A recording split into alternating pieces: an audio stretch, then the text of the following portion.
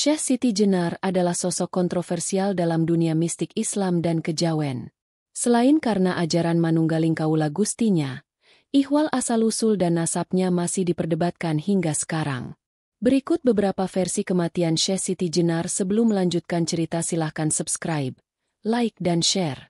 Semoga kalian selalu diberikan kesehatan, dipermudah segala urusan dan dimudahkan dalam mencari rezeki, amin ya robbal alamin.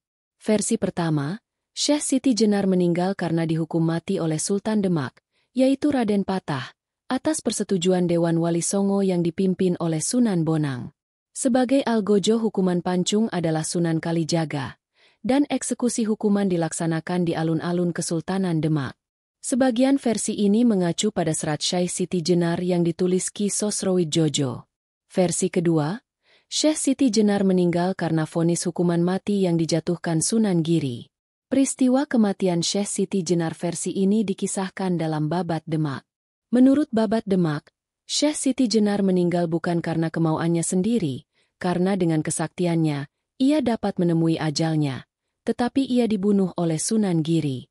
Keris ditusukkan ke badannya hingga tembus ke punggung dan mengucurkan darah berwarna kuning. Versi ketiga, Syekh Siti Jenar meninggal karena dijatuhi hukuman mati oleh Sunan Giri, dan sebagai algojo hukuman mati adalah Sunan Gunung Jati.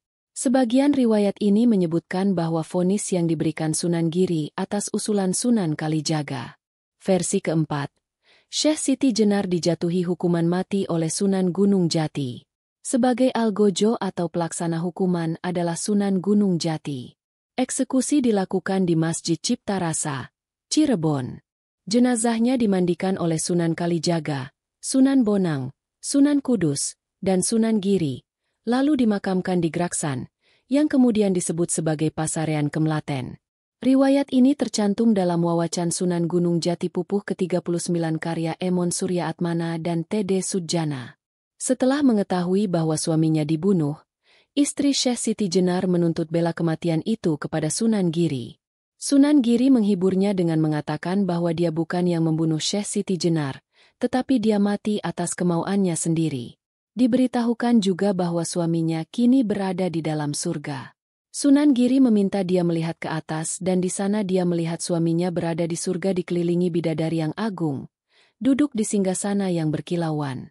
Kematian Syekh Siti Jenar dalam versi ini juga ditulis dalam Babat Tanah Jawa yang disadur S. Santoso, dengan versi sedikit berbeda. Versi kelima, vonis hukuman Syekh Siti Jenar dijatuhkan oleh Sunan Gunung Jati, sedangkan yang menjalankannya adalah Sunan Kudus. Kematian Syekh Siti Jenar versi ini dapat ditemukan dalam Serat Negara Kertabumi Suntingan Rahman Selendraningrat. Kisah ini diduga bercampur aduk dengan kisah eksekusi Ki Ageng Pengging yang dilakukan Sunan Kudus. Versi keenam, Syekh Siti Jenar dijatuhi hukuman mati oleh Wali Songo.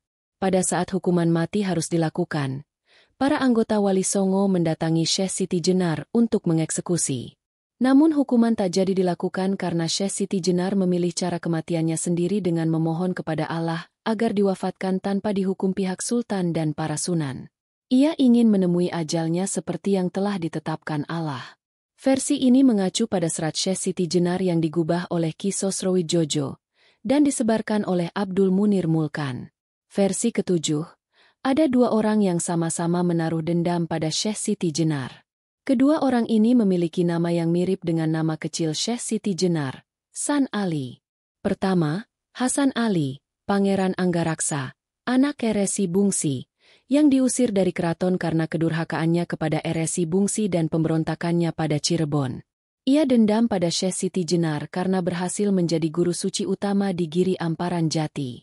Yang kedua, San Ali Ansyar al-Isfahani dari Persia, teman seperguruan Syekh Siti Jenar. San Ali Ansyar juga dendam kepada Syekh Siti Jenar karena kalah dalam ilmu dan kerohanian. Kedua orang ini lalu berkeliling Jawa sambil mengaku murid Syekh Siti Jenar. Mereka memasukkan ajaran mistik.